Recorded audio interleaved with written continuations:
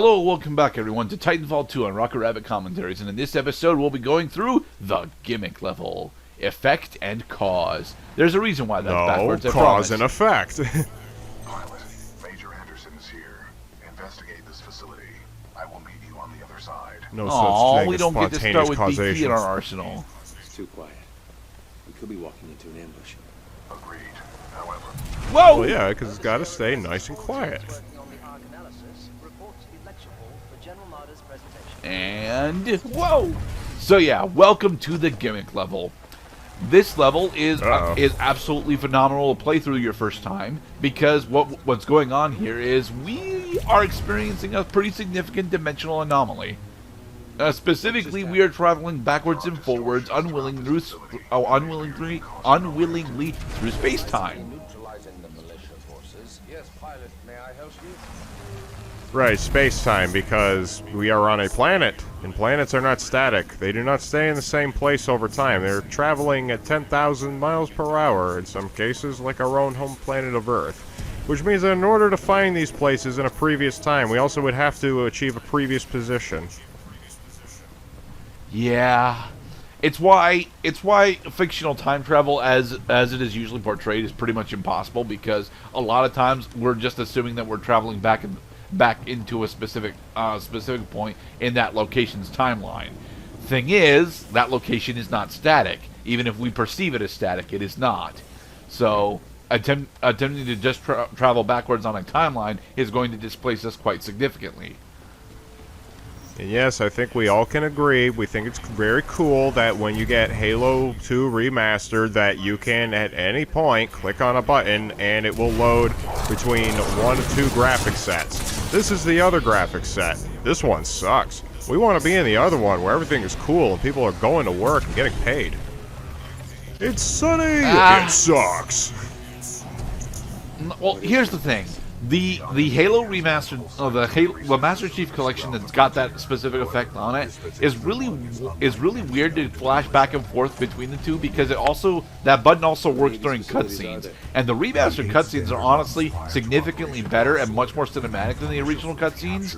But at the same point, the original graphics feel much more nostalgic and welcoming than the remastered graphics do for normal gameplay.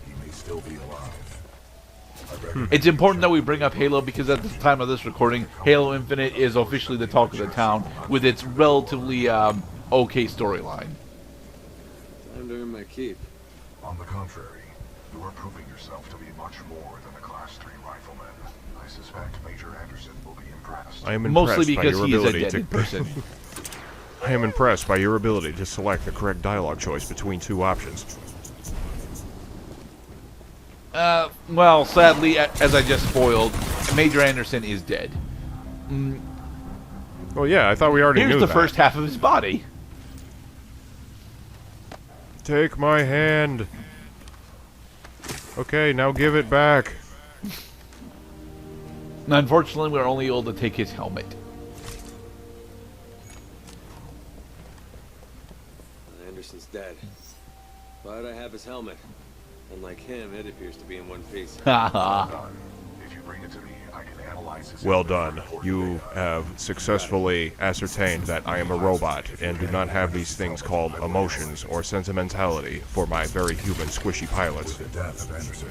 Whoa, BT totally has sentimentality. It doesn't come off all that well because his delivery is very stock. But his delivery being stock is, a good part of his jokes. Commander Sarah Briggs of the Militia SRS. Major Anderson. 2 weeks And ago, time Major for Secretary plot. Tom This is partially why we don't go all the way through the gimmick level this part, because there's a fuckload of plot exploring the world building stuff on why we are on Typhon. Yeah, Typhon. I'll get some answers. A Mormon, an Asian, and a recovering alcoholic all walk into a bar. Ha ha. Ha ha ha ha. Ha ha ha. So watch your back. And Anderson. Now, BT, that is not only not funny, it's racist. The SRS is a team. Unfortunately, I don't think we get to see any of the other members of SRS during this level. I mean, most of them are deaded, so. Special Operation 217. Recommend we locate Anderson's wrist-mounted device before proceeding. didn't see any device on Anderson. It must be on the other half of his corpse. You. I detect a breach in the security services building. Alright, so what? We have to, like, go to the top floor in order to check his ass? Well, not the top floor, but you know, the floor directly above. Whoosh! Suddenly I'm thinking of Tom Hanks from The Money Pit when he gets stuck in the floor. This is not how grapple lines work, for the record, but it is still a cool set piece. Now tomorrow morning, I'm gonna take off work, drive to his office, and kiss his ass.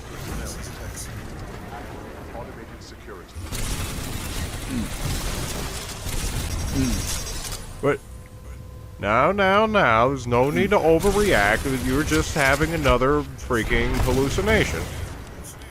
Except Oh, it wasn't you died. a hallucination. It was an Oh. actual combat section, and so yeah, this part of this gimmick specifically, I'm not really a big fan of because this combat section specifically comes out of fucking nowhere effectively, and you get swarmed by these robots that I cannot remember their name because it's been too long since we did these parts. Player must die. It's been a little while since we've run into a player must die situation. That was definitely player must die. Player must die. Player must game over. Player must learn. I wouldn't say it's a player must die because it's an interesting take on a semi-functional zombie uprising. Okay, now I'm getting flashes of Dib from Invader Zim on the Halloween episode where he kept flickering between the real world and the nightmare world. You see, I would think that you would get more flashes of Time Splitters, but then again, I've never actually played the Time Splitters games. I don't know if this gimmick is in there. No, the Time Splitters, I mean, there were, like, time jumps where, like, first your present Cortez and then your future or past Cortez, and you help out your time-respective counterparts. The thing is it was not quite so chaotic. There's his ass. We finally found his ass. Sorry, Anderson. Now kiss it. And He looks funny. Booyah! So, we now have the ability to switch back and forth between different time zones. Time travel. It is very important that you learn how to use this ability specifically so that you can traverse through this level as intended. There are like one or two ways that you can use this power in an unintended manner. I'm just not entirely sure if they're relevant. Oh, I can already see ways you can exploit the time travel gimmick. You know, for example, we've already witnessed many times that just because an enemy is in one timeline does not mean that he's present in another timeline. So, if you find yourself getting shot at, just hit the time travel button and you avoid all damage. Then you reload, and then you shoot the guy who was there, who's probably standing in a similar spot. Oh yeah, that is totally exploitable. No, I wouldn't say it's exploitable so much as intended. There's where I need to go. Whoosh! I want to go back to happy, clean, fun time land. Oh, thank God. Unfortunately, a majority of the collectibles in this level are in the destroyed segment. So, and yes, this game does have collectibles. I've talked about them briefly a little bit. See, when Link wanted to shift between worlds, he had to play a little song first and then wait for the game to load. Now we just freaking do it immediately. This is cool. Yes, I honestly do like the device that we get to do the time shift back and forth. I'm just not entirely sure how if it's honestly all that well implemented. Wall run. Okay, and now turn around and fire. But there are fauna that we had to blow up, and more robots. So, like, have you ever gotten stuck on an object because of time travel? No, but I believe that's mostly because I think... No, you do not have to be grounded in order to do time travel. In fact, one of the collectibles has got that puzzle. I think a majority of the time when you're doing time travel, it notes where you are and it automatically puts you in a safer spot if it needs to. It can land you in damage zone specifically, but I do not think it can land you in a kill zone. Right, like just like that fucking Like right hallway here. was on fire. Yeah. Oh, we're on the other side of the door.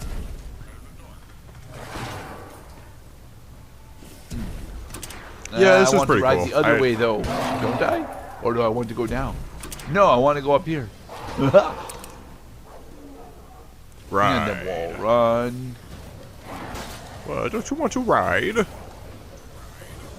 There. It's free. We promise. You bought the season pass.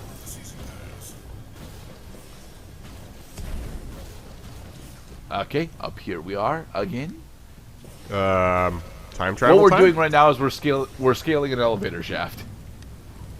Yeah, it just goes to show you can't solve all of your problems with time travel. Just a lot of your problems with time travel. And you can solve a majority of your position-based problems with time travel. You can go back in time and save Lois Lane. That's specifically a time travel problem, not a positional problem. So I'm trying to figure out a way around this combat section, and I think I finally managed to do it.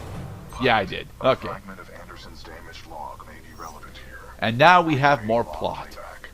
Anderson log 341. The IMC found something, all right. It can fold space and time. Which is disastrous because folding space and time makes wormholes, and you can use those wormholes to travel much faster throughout the galaxy. It'll make resupply and reinforcement significantly easier. How does it relate to gameplay? Must no relevance. For gameplay, it doesn't. It's strictly lore stuff. In the next episode, more lore stuff. Be safe, everybody.